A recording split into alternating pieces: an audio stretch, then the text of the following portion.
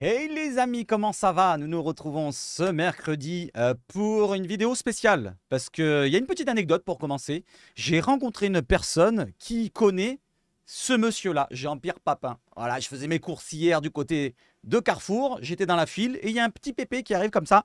Il me demande c'est une caisse normale? Je regarde, je fais ouais, ils ont l'air normaux là, à la caisse. Non, je lui dis en fait, non, c'est pas une caisse carte passe, c'est une caisse normale, oui.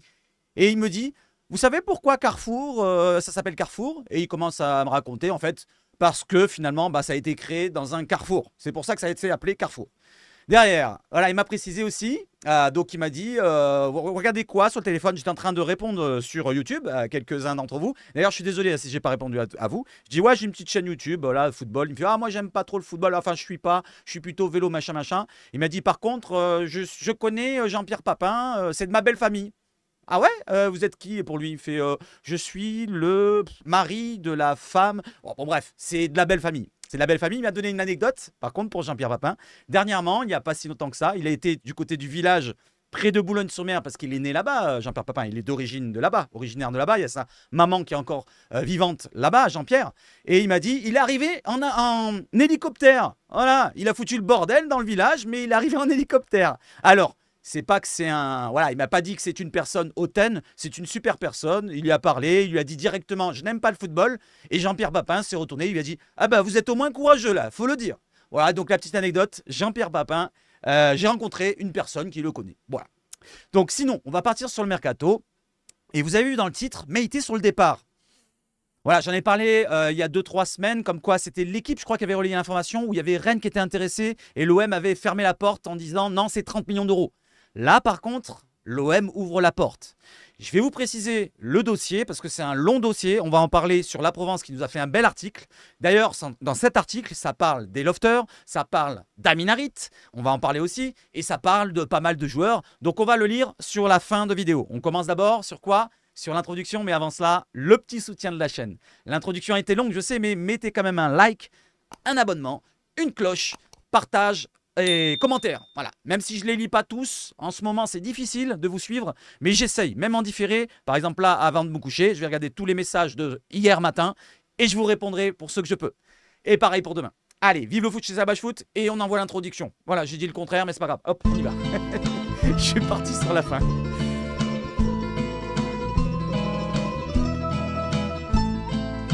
Allez, nous sommes bien au début de la vidéo. Et Derek Cornelius a gagné. Il a gagné avec son équipe, avec Sternal, avec Greenwood, avec Alexis Koum. Je crois que c'est Koum, c'est ça son nom, celui qui est accroupi. Derek Cornelius, qui est fier d'avoir gagné. Il a mis sur son Instagram. Et avec lui, le Delange, le gardien, dont je vois, ça serait peut-être la surprise de la saison pour moi. Tiens, n'hésitez pas à me dire, quelle est votre surprise de cette saison à venir? Quelle sera votre surprise? Est-ce que ça sera un Sternal ou un Delange, pourquoi pas, ou un autre joueur? Cornelius serait une surprise. Delange serait une surprise. Sternal serait une surprise. Greenwood, ça ne serait pas une surprise s'il s'impose. C'est un excellent joueur. Et avec Greenwood justement dans l'équipe, et Monsieur Højbjerg et ses belles cuisses luisantes. Donc ils ont gagné, bravo à vous. Allez, on enchaîne, et on enchaîne avec le mercato, et on enchaîne avec les présentations des joueurs. Hier, on parlait des joueurs qu'on allait présenter, c'était Carboni pour tout à l'heure. Hein. À partir de 14 h, on se retrouve sur la chaîne Twitch. Regardez, il y a le lien dans la description. Vous descendez, premier commentaire, à la limite je vous mettrai un commentaire tout à l'heure avec le lien, vous cliquez dessus et vous venez sur ma chaîne pour passer la conférence de presse avec moi, de présentation de Carboni, de Delange, de Rouly, mais aussi de la nouvelle recrue, c'est officiel, vous voyez là, Monsieur Wai, Eli Wai qui a signé pour 5 ans aujourd'hui. Donc on se retrouve sur Twitch, 14 h et ça commencera à 14 h 30. On parlera du mercato avant, entre 14 h et 14 h 30, et après on partira sur la conférence de presse qu'on détaillera tout le long. Et après encore. Allez, j'enchaîne les amis avec le mercato et l'arrivée officielle de Eli Wai. On voit par contre que Longoria est totalement défonçasse des cheveux. Moi j'ai fait ma coupe, mais lui non.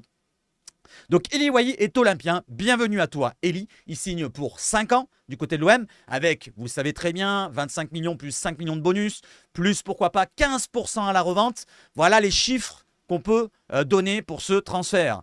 Derrière, on nous parle de quoi? On en parle de son numéro. Il sera le numéro 9 cette saison avec Fabrizio Ravanelli en mode parrain, voilà, comme de l'habitude de la mafia. Il aura le numéro 9. Donc voilà, notre pointe en attaque. Derrière, qu'est-ce que l'on précise aussi? C'est le salaire. Alors, il y avait un compte, je ne voulais pas vous l'afficher pour ne pas faire de pub à ce compte sur Twitter. Il nous affiche un salaire de 2 fois supérieur à ce qu'il touchait du côté de Lens. Et il disait qu'il allait toucher environ 250, 300 000, je ne sais plus. 280 000 exactement du côté de l'OM. Certes, 280 000, il pourrait le toucher. Mais il touchait beaucoup plus du côté de Lens que 140 000 comme il citait sur son tweet de merde. Voilà, je le dis, c'est un tweet de merde. C'est un mec qui fait le doigt mouillé et je ne vais pas vous le citer. Je vous montre la source qui est plutôt sérieuse, c'est Sportune. Le salaire qu'il avait du côté de Lens, il est de 210 000 euros bruts mensuels plus des primes. Donc ça peut valoir pratiquement jusqu'à 300 000 euros par mois pour Lens qui le payait du côté de Lens. C'est quand même pas mal. Par contre, il y a aussi un point précis à parler, c'est aussi sa valorisation. On l'a acheté environ 30 millions d'euros avec les bonus et il est valorisé, regardez bien, 35 millions d'euros sur Transfermarkt et 33 à 47 millions d'euros sur l'Observatoire du football. N'oubliez pas qu'il a que 21 ans. N'oubliez pas que s'il nous fait une grosse saison à l'OM, ça va décupler. Ça ne sera pas comme la somme qu'il a atteint avec Montpellier. Imaginez-vous, il vous fait une saison comme je l'ai cité moi, je reste sur mes 15 buts. Et ben, il marque 15 buts et il fait quelques passes décisives, il fait une belle saison, on arrive en Ligue des Champions, on est deuxième ou même premier championnat. Et ben, il peut atteindre tout de suite 50 millions. Il est très jeune, il est courtisé. Il y avait des clubs comme Monaco, comme Chelsea. Au Monaco, c'est degré moindre, mais Chelsea, je crois qu'il était dessus. Il y avait des gros clubs qui étaient sur Eli Wahi. Et l'année prochaine, ou l'année d'après encore, si on le garde pour l'année prochaine quand même, il faudrait garder sur 2 ans au moins, quand même un projet sur 3 ans, il faut garder nos joueurs sur 2 ans aussi. Et bien pourquoi pas le vendre l'année prochaine à 50, 60 millions. Et là, on récupérait un petit peu de maille.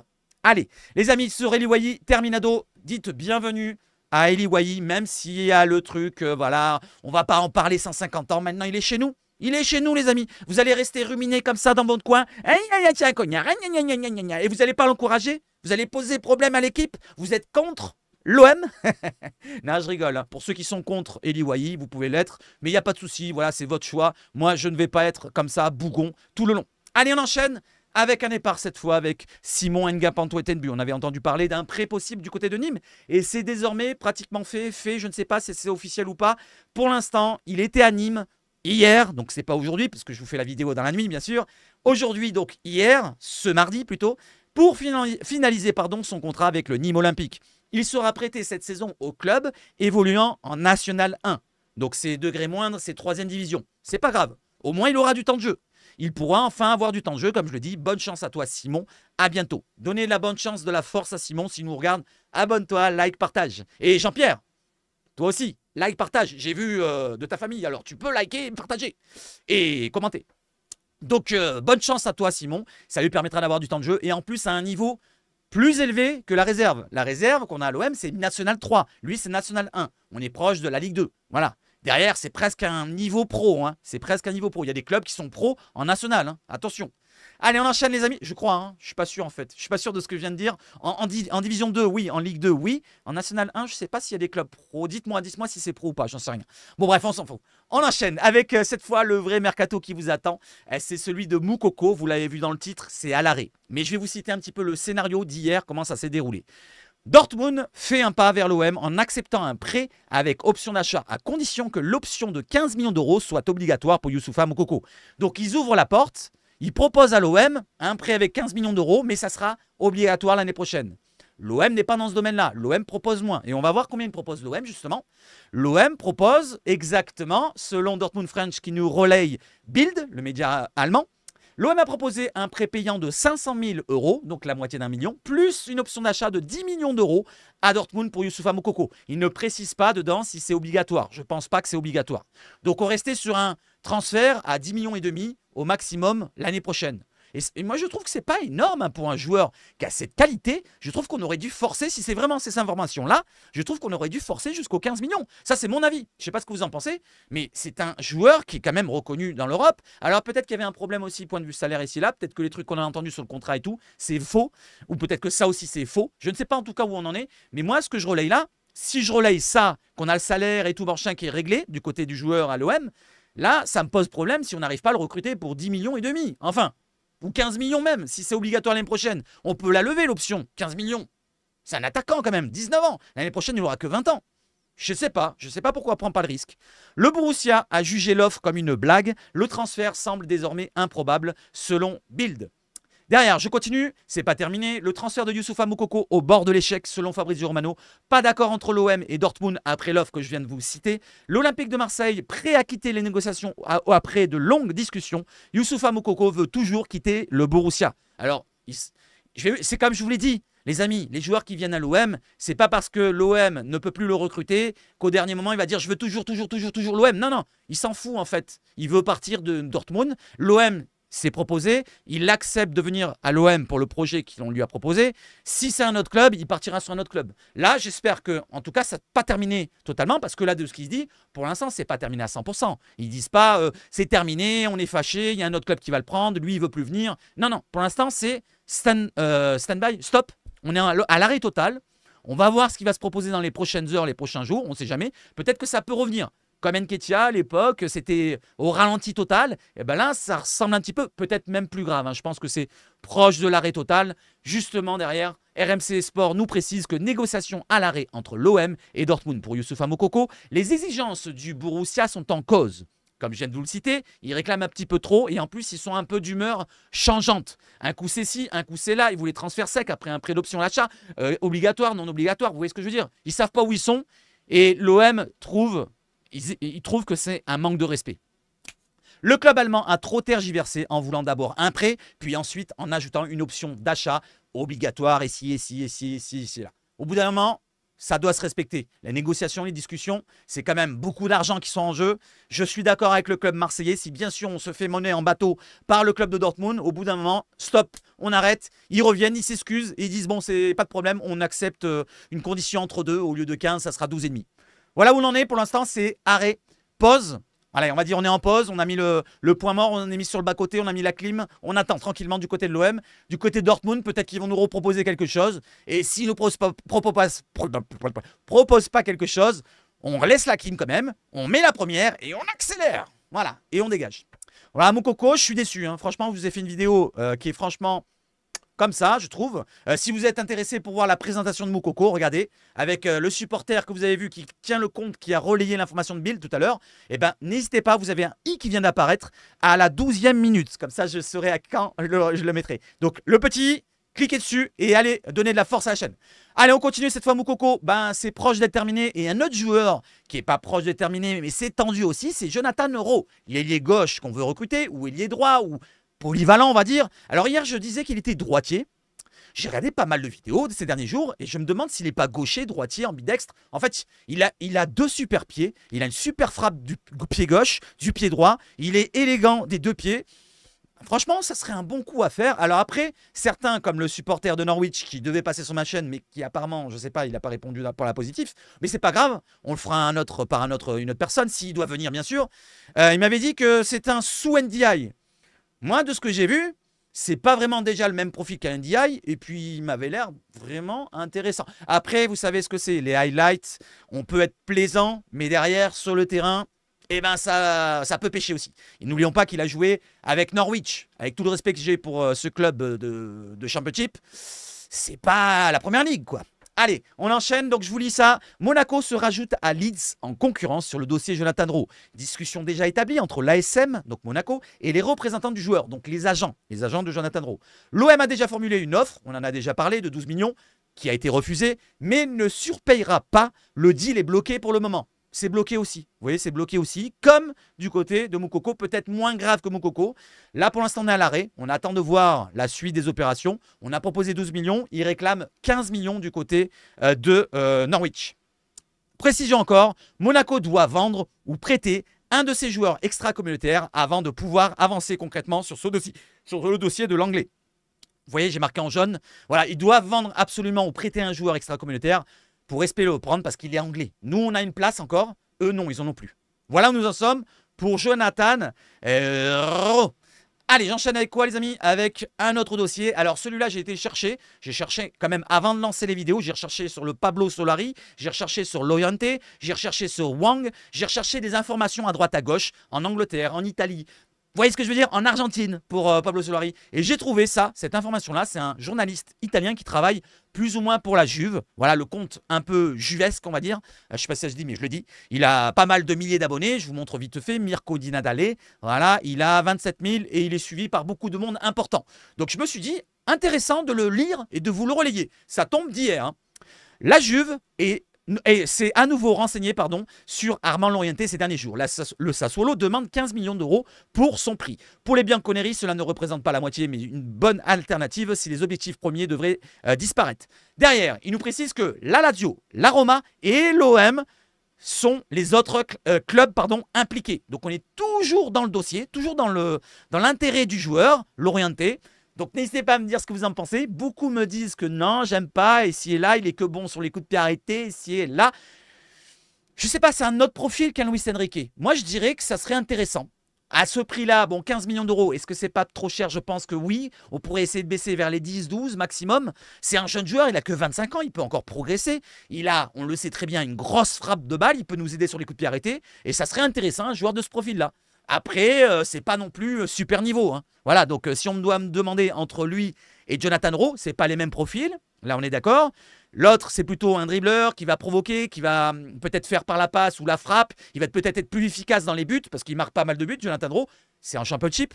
Mais lui, il va être plutôt fort dans tout ce qui est coup de pied arrêté, frappe de loin. Il va aussi provoquer, mais ça sera moins la puissance d'un autre Jonathan Rowe et peut-être moins technique. Après, Jonathan Rowe, c'est un joueur qui n'est pas terminé, il a que 21 ans.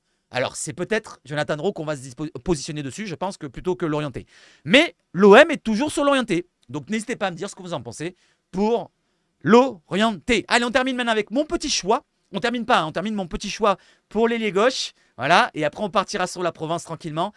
J'ai envie de vous proposer lui. Regardez, j'ai créé un hashtag. Alors, je ne sais pas s'il va être suivi. Le hashtag Ocampos revient là et que ça saute. Voilà, bon, pourquoi pas un retour de Lucas Ocampos? Alors moi, je vous ai cité mon avis et ma demande que j'ai auprès du club marseillais. D'ailleurs, Pablo et Mehdi, si vous me regardez, abonnez-vous, la cloche, le partage, le commentaire et tout ce que vous voulez. Et je vais vous dire, je veux un peu d'expérience. Là, en attaque, on a une moyenne de 20 ans d'âge. Certes, c'est très bien la jeunesse, mais il nous faut quand même un joueur qui peut les driver, les diriger un petit peu quand ça va mal, et ci et là, quand il est sur le terrain. Voilà, un patron, un leader technique, parce que c'est un leader technique. Certains disent, rigolent de ça, leader technique. Mais Ocampos, qu'est-ce qu'il a envie, un Luis Enrique? Putain, sans déconner, j'en vois parfois qu'ils oublient ce que c'est Luis Enrique. Combien on lui a craché dessus? Je veux bien qu'il a peut-être quelque chose à faire dans le football, mais pour l'instant, il n'a rien prouvé, Luis Enrique. Malgré ses 2, 3, 4, combien d'années qu'il est passé chez nous, qu'est-ce qu'il a prouvé? À part marquer en Coupe de France contre Pim Pam Poum et un but contre Clermont-Ferrand. Voilà, il a fait une bonne prépa, oui. Mais attention les amis, c'est une prépa. N'oublions pas, la prépa peut être dégueulasse et on peut faire une excellente saison. La prépa peut être bonne et on fait une mauvaise saison. Et lui, il a fait une bonne prépa, il peut faire une mauvaise saison, j'allais dire une excellente. Mais il peut faire aussi une excellente, je l'espère. Luis Enrique, j'ai rien contre lui. Mais pour moi, un joueur de ce calibre, qui a une expérience européenne, en Ligue 1, il parle français, il connaît l'OM. Regardez, je vais vous citer mon tweet, comme ça vous allez voir un petit peu mon avis dessus. Et si c'était lui, Lucas Ariel Ocampos, c'est son nom en entier, argentin. Voici notre ailier gauche, expérimenté, qui pourrait encadrer, voilà je cherchais le mot, c'est encadrer, pas driver, encadrer nos jeunes devant, qui connaît la Ligue 1, l'OM et son contexte marseillais. Vous savez, c'est compliqué avec il y a la ferveur, oui, il y a les supporters qui sont un petit peu plus tendus et plus nerveux qu'ailleurs. C'est normal, c'est la chaleur du soleil qui tape sur le ciboulot. Et il est aimé de beaucoup par son caractère, la grinta et tout ce que vous voulez. Lui, il a la vraie grinta. C'est vraiment un joueur de caractère. Il ne lâche jamais. Franchement, vous en souvenez, c'est un guerrier. Pour un attaquant, c'est un guerrier. Vous en souvenez qu'il lâchait ses tripes sur le terrain. Donc c'est ça qu'on veut. Un joueur de ce calibre, il n'a que 30 ans, je le répète. Il n'est pas fini. Il a fait d'excellentes saisons avec le FC Séville. Peut-être moins bonne qu'il y a 2-3 ans, ou peut-être 4 ans, où il a été énorme du côté de Séville. Mais là, il a fait quand même une belle saison hier, j'allais dire. L'année dernière, je vais vous montrer ses stats et vous n'allez pas en revenir. Vous allez me dire, mais c'est vrai que c'est intéressant. En plus, il y a un domaine qu'on ne cite pas, c'est la polyvalence. Et lui, il est vachement polyvalent. Donc, je vous lis le deuxième tweet, les amis. Juste derrière, la suite de ce message en jaune. Il pourrait être un des leaders techniques, comme je vous l'ai dit, mais aussi un leader de vestiaire. Comme je le répète et le souhaite depuis des semaines, je veux des patrons à chaque ligne. Moi, ça, c'est moi qui le dis. Et pour l'instant, on a Rulli au gardien, qui fait office de patron par rapport à son âge, même si bon, il n'a pas l'expérience du contexte marseillais comme un Lucas Ocampos, mais il connaît la Ligue 1. Il parle peut-être un peu français, on verra tout à l'heure pendant la conférence de presse, à partir de 14 h. Et donc, c'est un vieux gardien quand même. 32 ans, il a de l'expérience, il a joué pas mal de matchs dans l'Europe. Donc, on va dire que c'est notre patron au gardien, point de vue gardien. Derrière, la défense, c'est Balerdi. Il connaît le contexte marseillais, il parle français, il connaît la Ligue 1. Il y a quelques avantages. Donc, il peut un petit peu driver, encadrer les autres joueurs qui arrivent, que ce soit Meïté qui est encore là, qu'on va parler après, ou alors d'autres joueurs, il peut les encadrer. Et derrière, on a Højbjerg au milieu. Højbjerg, il parle français, il ne connaît pas la Ligue 1, mais bon, il a dit qu'il la connaissait. Il ne connaît pas le contexte total marseillais, mais il a dit qu'il connaissait. Donc on va lui faire confiance. C'est un joueur qui a joué quand même des grands matchs. Il est international, c'est un gros joueur. C'est niveau international, c'est pas niveau national, les amis. Donc on va le compter comme patron. On a 3 patrons. Et derrière, devant, on n'a personne. Qui c'est qui est patron devant Mumbagna, le plus vieux? Ou Greenwood, le deuxième plus vieux, mais qui n'a jamais joué en Ligue 1, qui est anglais, qui ne parle pas français, qui ne connaît pas le contexte marseillais, qui ne connaît pas la Ligue 1? C'est peut-être un super joueur, mais est-ce que c'est un patron pour vous? Non, non. Eli Wahi aussi. Surtout pas Eli Wahi, avec apparemment son caractère, qu'on me cite tout le temps. Donc moi, c'est ce que je dis. Voilà, un Lucas Ocampos, n'hésitez pas à me donner votre avis. Alors certains ne veulent pas des retours. Moi aussi, je suis pas trop fan des retours. Mais un retour de ce joueur-là, je dis oui. Un retour d'un Florian Thauvin, je dis non. Voilà, vous allez me dire pourquoi, je ne vous répondrai pas tout de suite. La prochaine fois peut-être. Allez, je continue. Donc Lucas Ocampos, je vous montre vite fait ses stats. Lucas Ocampos, 30 ans, ailier gauche, argentin, 12 sélections, 2 buts. Il a joué quand même en sélection. C'est une grosse sélection, c'est pas des rigolos. Séville, toujours, 2025 son contrat, il lui reste qu'un an. 9 millions de valeur, donc c'est un coût qui ne coûtera pas trop cher. Et en salaire, je ne vous l'ai pas montré là, mais c'est pas beaucoup. C'est environ 200 000 si on compte les bonus. C'est quoi 200 000 pour l'OM? Si Wahi, on l'a pris à plus de 200 000, vous voyez ce que je veux dire? Un joueur expérimenté comme ça, peut-être que même on peut le payer plus que 200 000 pour lui faire plaisir. Argentin, espagnol, double nationalité, avantage encore une fois. J'en ai pas parlé dans mon tweet. 9 millions, comme je l'ai dit. Et regardez, ces saisons. Il a joué 150 matchs en Liga. Il a marqué 33 buts, 14 passes décisives. Il a toujours des stats. C'est quand même des stats 1 sur les 2, sur 3 matchs. Soit une passe, soit un but. La Ligue 1, 147 matchs, 22 buts, 17 passes décisives. En Europa League, 42 matchs, 10 buts, 4 passes décisives. En Champions League, 26 matchs, 3 buts. Il n'a pas beaucoup marqué en Champions League, mais il a joué 26 matchs. Voilà, c'est pratiquement le total de toute notre équipe, mis à part Højbjerg. Et peut-être Kondogbia et peut-être Rouli, je ne sais pas encore. Mais bon, bref, vous voyez ce que je veux dire. Et la Serie A, 26 matchs. Bon, je ne vais pas tout vous citer, mais voilà où on en est. Et maintenant, je vous montre les stats de cette saison, les amis. Regardez bien, 45 matchs au total. Donc, il a fait une saison pleine. 5 buts, 4 passes décisives. Vous allez me dire, c'est pas énorme, Seb. Mais on ne lui demande pas vraiment d'avoir des gros stats.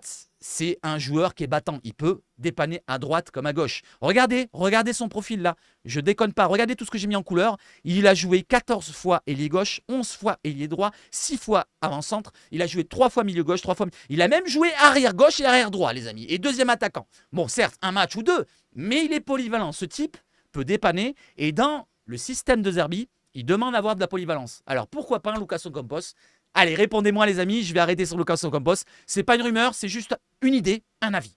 Allez, on va partir sur le gros dossier de la vidéo les amis. Nous sommes à 22 minutes, on a le temps. Je vais boire un coup.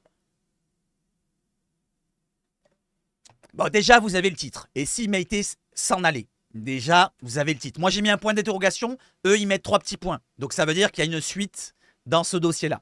Derrière, je voulais préciser, avant de partir sur ce dossier-là, il était un serviteur du football français en parlant de monsieur Marc Bourrier. Comme je vous l'ai dit hier, condoléances encore à toute sa famille, même si c'est 2 jours en retard ou un jour, je ne sais plus. En tout cas, il est parti. Disparition de cette personne-là qui a compté dans une période où il était difficile du côté de l'OM d'être un coach. Il a accepté le défi. Il est venu, c'était une mission difficile. À la deuxième saison, à la saison d'après Goethals. Goethals est champion d'Europe. Il arrive en juillet 93. Il arrive pendant le moment où l'affaire VAOM commence à bien monter. Et il arrive à ce moment-là. C'est compliqué toute la saison. Il arrive quand même 2e de Ligue 1. Il est malheureusement relégué par l'administratif par rapport à l'histoire VAOM. Il va en Ligue 2. Il finit à être débarqué du côté de l'OM par Tapi qui le vire plus ou moins par les mauvais résultats du début de saison où il le voit que ça joue mal du côté de la Ligue 2. Il est parti en novembre si je me souviens bien. Et derrière nous avons des hommages de quelques personnes comme Dib qu'il a connu juste en Ligue 2 quelques mois. Comme Bernard Kozuni qu'il a pas mal connu et qui dit il était plaisant dans son accent ici et là. Et ça me fait penser à une personne les amis. Parce que là, il nous a laissé un message juste à la fin. Pourquoi il a accepté la mission marseillaise? C'est parce que c'est un club qui fait parler, c'est un club qu'on ne peut pas refuser. Et ça me rappelle qui, les amis? Le coach qu'on avait l'année dernière, pareil, Montpellier, c'est un mec de Montpellier, c'est un homme qui venait de la région Montpellier-Rennes. C'est comme Gasset. C'est un peu le même style de personnage qui aimait la jeunesse, qui aimait un petit peu cette ancienne école des coachs français. Donc on va lui rendre encore un hommage. Merci à toi d'être venu dans cette mission difficile. Et maintenant, on revient sur le mercato, les amis. M'en voulez pas. C'était juste pour faire une interlude parce que j'ai lu le truc. C'était intéressant. Voilà, j'aurais pu vous le lire, mais pour vous, il y en a qui ça ne le plaise pas. Il y a les plus jeunes qui veulent que du mercato, du mercato, du mercato. Allez, on revient sur le mercato et on va sur Meïté, les amis. On ouvre ça. Et si Meïté s'en allait? Alors, attendez, il n'y a pas que Meïté. Hein. Dans ce dossier-là, dans cet article-là, il n'y a pas que Meïté. C'est pour ça que je voulais vous le lire en entier. Je voulais pas vous relayer que quelques tweets. Voilà, j'ai remarqué qu'il y avait personne qui relayait dans la nuit quand la Provence tombait. Donc moi, vu que je la fais dans la nuit, je vous le lis.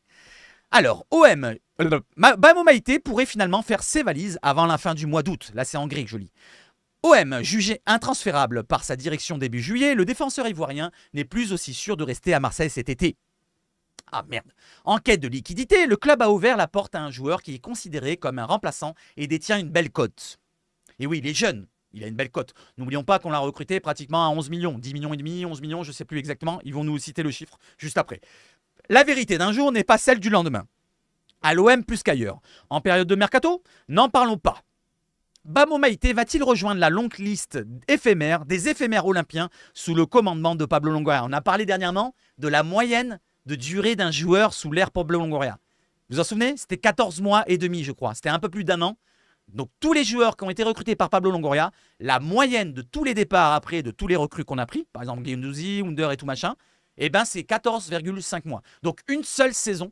Ils font une seule saison et après c'est viré. Enfin c'est transféré ou prêté ou surtout transféré plutôt. Ils partent du club. Un an à peu près. 14 mois et demi. Donc je continue.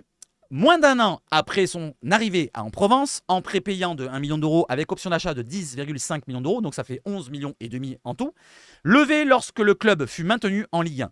L'ancien Lorientais est déjà exposé en vitrine. Ce garçon de 22 ans, que les dirigeants n'entendaient vendre sous aucun prétexte début juillet, est, un mois plus tard, donc aujourd'hui, un candidat crédible au départ. Le retournement de situation en a surpris plus d'un.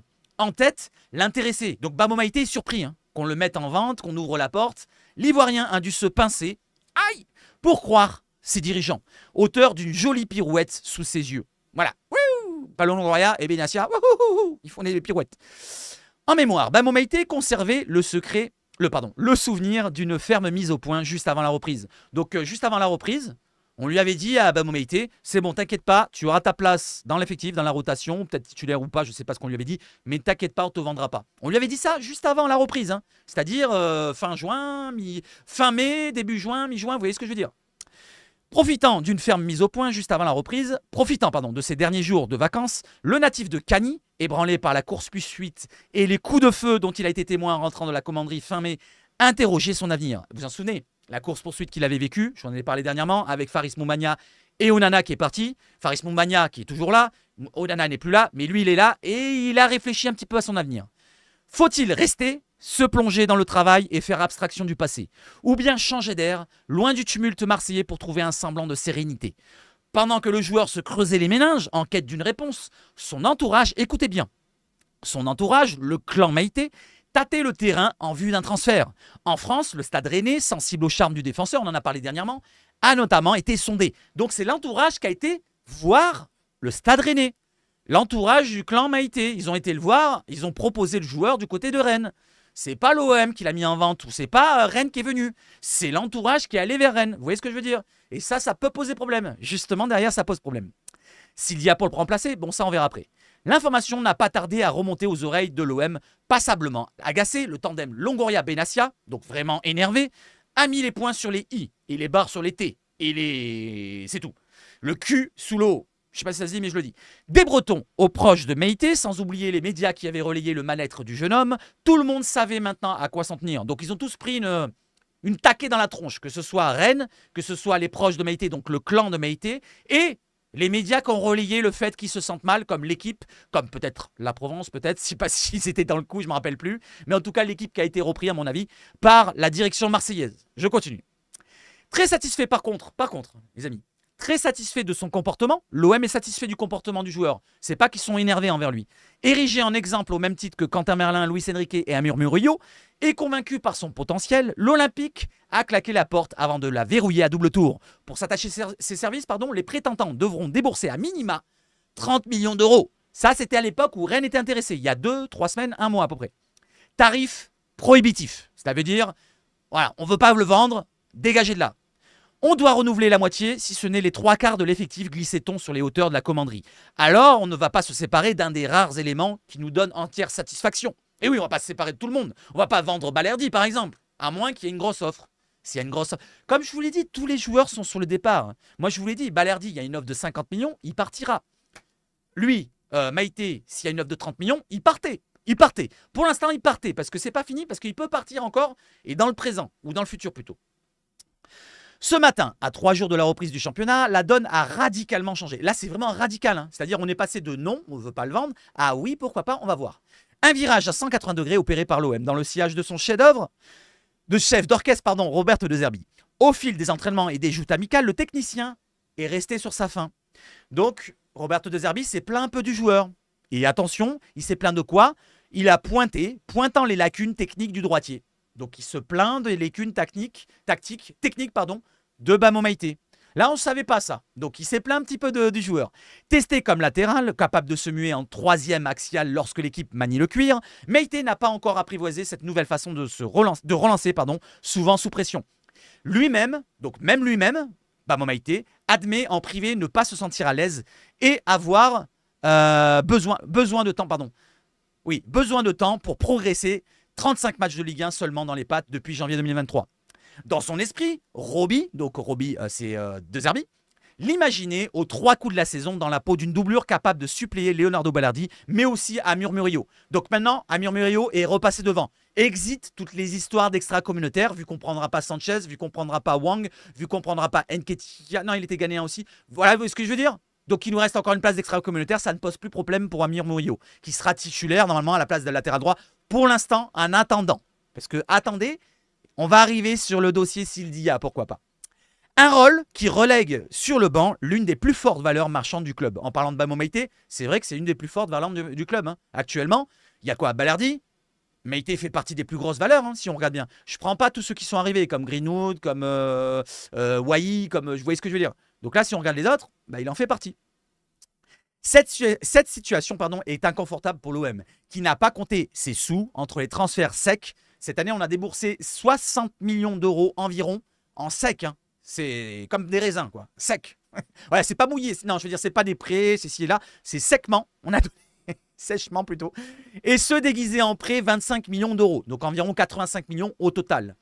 Afin de renflouer ses caisses, tout en réduisant drastiquement sa masse salariale, la maison Ciel et Blanc anticipait les départs de ses indésirables. Alors la masse salariale, drastiquement, je ne suis pas sûr que ça soit drastique. Il y a Aubameyang qui est parti, il y a Vitinha, il y a Sarr. Ouais, c'est vrai que c'est des gros salaires quand même. Oui, je pense qu'on a un peu baissé. Un peu, je dirais. Un peu, pas énormément, parce qu'il reste quand même les autres lofters. Hein. Ils ont des gros salaires, les Verretou, les Memba et tout ce qu'il en suit. Et Lopez aussi. Mais ni Paul Lopez, ni Verretou, justement j'en parlais, ni Gigot, et encore moins Chancel Mbemba n'ont encore trouvé de preneur. Et, sans trahir de secret, la donne ne devrait pas changer de sitôt. Donc là, on est parti pour finir, à mon avis, le mercato d'été. Ça sera compliqué de voir un de ces joueurs-là que je viens de citer partir.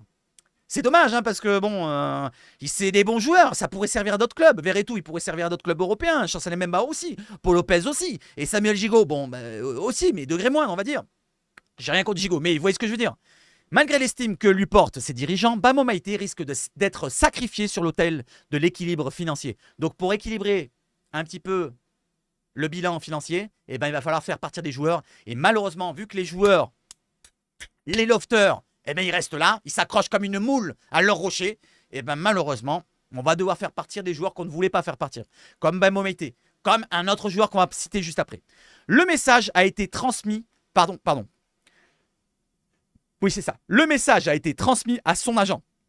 Là, on a parlé à l'agent. Du côté de l'OM, on allait voir l'agent de Bamo Maïté et on lui a sommé de réouvrir les pistes explorées à l'aube de l'été. C'est-à-dire, toutes les pistes qu'il avait explorées un petit peu, peut-être en Angleterre, en Allemagne ou je ne sais pas où, eh ben on lui demande à l'agent de Bamo Meïté d'aller voir les autres agents des autres clubs et de leur dire c'est bon, on peut réouvrir le dossier. Si vous êtes intéressé, on peut négocier. Et derrière, c'est pas terminé. Mehdi Benassia a également rétropédalé auprès de Rennes, c'est pas terminé, qui semble toujours très intéressé. Il leur a dit nous sommes à l'écoute des belles offres, sourit-on en nos lieux, où la barre symbolique, c'est pas terminé, des 30 millions d'euros a été abaissée. Donc là, on ne veut plus 30 millions. On a encore abaissé. C'est-à-dire à combien on va le vendre. Voilà, hier, je vous demandais un prix. Je suis désolé à tous ceux que je n'ai pas répondu. Mais là, je vous le redemande et je regarderai bien précisément après la conférence de presse. Ou alors, pendant la conférence de presse, si vous voulez qu'on peut regarder. Mais ça sera une perte de temps. Je regarderai après la conférence de presse. Donc, les amis, combien ça va être qu'on va le vendre? Si bien sûr on le vend, parce que là, si on baisse en dessous de 30 millions, peut-être que Rennes, ils vont être intéressés, parce qu'ils sont encore intéressés, à mettre, je ne sais pas, 15, 20. Et 15-20, on l'a acheté 11 millions et demi. On ferait bien sûr une plus-value, mais ça ne serait pas celle qu'on espérait à l'avenir, je ne sais pas. Et en plus, point de vue niveau, c'est un bon joueur. Ça aurait été bien de l'avoir en doublure, en rotation, ou pourquoi pas en titulaire quand ça va mal des autres joueurs. Mais voilà, il va peut-être partir. Il se murmure également, j'ai oublié un R, également que l'institution marseillaise pourrait récupérer quelques deniers en exfiltrant très prochainement, c'est pas prochainement, c'est très prochainement, c'est très court, Amin Harit. Voilà, je voulais vous dire, Amin Harit, Amin Harit, très prochainement, il pourrait avoir une porte qui s'ouvre pour lui dans un autre club. On parlait dernièrement d'un club russe comme le Zénith. On parlait dernièrement d'un club italien, je crois que c'était le Genoa si je ne me trompe pas. Donc attention qu'il n'y a pas un autre club qui est intéressé, qui parte là-bas, ou alors qui parte du côté de la Russie ou de l'Italie, je ne sais pas. Dont le profil ne sied guère, là on termine, dont le profil ne sied guère à Roberto De Zerbi pour Amin Harit.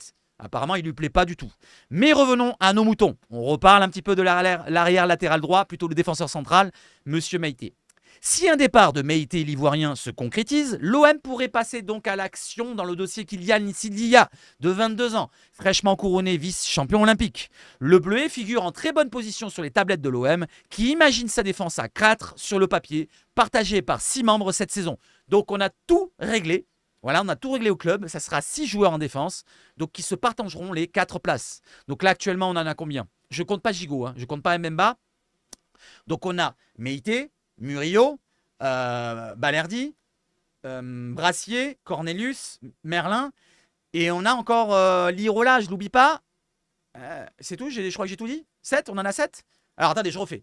Je pars de droite à gauche, excusez-moi. Murillo, Lirola, Meïté, Balerdi, Brassier, Cornelius, Merlin. J'en oublie pas? 7. Il y en a 7 alors. Il y en a 7. Il y en a un qui doit partir. Voilà. Et là, actuellement, celui qui vaut le plus d'argent à faire partir, c'est Meïté, malheureusement. Parce que Lirola, on n'arrive pas à trouver peut-être de porte de sortie. Peut-être que c'était lui en premier qui devait partir. Mais malheureusement, j'ai l'impression que ça sera plutôt Bamo Meïté qui partira. À moins qu'il y ait une vente dans pas longtemps, d'un Chancel Mbemba, d'un Verretou, d'un, pourquoi pas, Kondogbia, même s'il est bon en ce moment, mais ça serait aussi un départ. Un Unai, j'oubliais un petit peu. Un Harit, pourquoi pas. Vous voyez ce que je veux dire? Tous les joueurs qui sont écartés un petit peu, ou totalement, comme Paul Lopez aussi, ou Gigot, eh ben, s'il y en a un qui est vendu, peut-être que Bamo Meïté resterait. Totalement. Et là, ils ne se seraient pas compte du côté du club. Ils sont satisfaits du joueur. Je vais vous lire la suite. Donc je continue, 5 sont déjà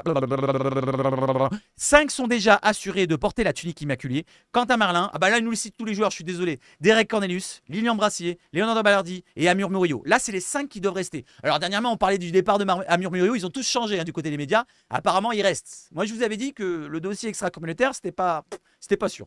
Pas grave, on s'en fout. Or la vérité d'un jour n'est pas celle du lendemain. À l'OM, plus qu'ailleurs, il se murmure que l'OM pourrait récupérer quelques deniers. Bah voilà, c'est tout. C'est tout. C'est tout, les amis. On a finito, cacao, le petit article. C'est bon? On a tout fini. Voilà, j'ai tout lu. Et si Meïté s'en allait, les amis. Voilà, les amis, c'est quand même assez chaud. Et c'est pas chaud cacao, c'est chaud artichaut. Alors, on termine avec le dossier des arrivées et des départs. Du côté de l'équipe, nous ont fait un petit récapitulatif. Vous voyez les arrivées, combien ça nous a coûté. Mettez-vous une pause si vous avez envie de voir combien de sommes on a dépensé. Et les départs, combien on a récupéré. Voilà, c'est à peu près ce qui citait du côté de la Provence, à peu près 85 millions. Allez, j'enchaîne. Pareil pour aussi Transfermarkt, mais on va aller plutôt voir d'autres choses.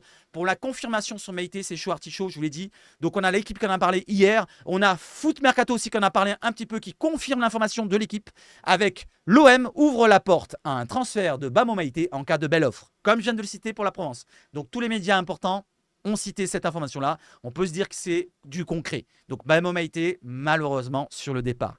L'OM doit récupérer de l'argent, mais la vente des lofters traîne. C'est ce qui pose souci. Hein. Si on a une vente d'un lofter, peut-être qu'il ne sera pas vendu, même sûrement. Parce que l'OM l'aime bien, ce joueur, l'apprécie beaucoup. L'OM vise le marché anglais, par contre, le joueur n'est pas écarté. Voilà la précision. Il n'est pas écarté. Même si lui ne veut pas partir, il continue. Il continue avec l'effectif pro. Il ne sera pas écarté, il n'ira pas avec les lofters ou s'entraînera pas avec Pim Pam Boum. Donc ça, c'est très important. Voilà pour Bamo Meite. J'enchaîne avec le dernier tweet que j'ai fait tout à l'heure. C'est pour les ambitions. On est bientôt à la reprise du championnat. Mehdi Benassia a vendu aux nouveaux éléments un objectif pour la saison. Donc aux nouveaux éléments, aux recrues qui viennent d'arriver. Le podium, entre parenthèses, et une possibilité, le titre de champion de France. Pourquoi pas, on ne sait jamais. Comme nous l'a déclaré Ismaël Koné pendant la conférence de presse de lundi, vous en souvenez, j'ai fait le relais, mais je vous relaie encore cette phrase de Ismaël Koné que j'ai retenue un petit peu, que je me suis dit je vais le mettre de côté. Je veux amener l'OM le plus haut possible. Pour moi, c'est un club qui doit gagner la Ligue 1 chaque année. Chaque année. Chaque année. Bon, on ne la gagne pas depuis 12 ans, ça fera 13 cette année. Si on la gagne cette année, allez, je ne retiens pas les 12 d'avant. Mais l'année prochaine, je veux la regagner. Donc ça sera 2 années consécutives qu'on gagne la Ligue 1. Je m'enflamme un peu. Déjà qu'on arrive à faire une belle saison, qu'on arrive deuxième, ça serait déjà honorable. Et une Coupe de France qu'on la gagne, là, ça serait une bonne saison. Voilà, ça serait une bonne saison pour moi, une très belle saison. Voilà. Après, si on fait deuxième, le parcours, je m'en fous de la Coupe de France. Il y en a qui veulent des parcours. Moi, les parcours, ça m'apporte peu.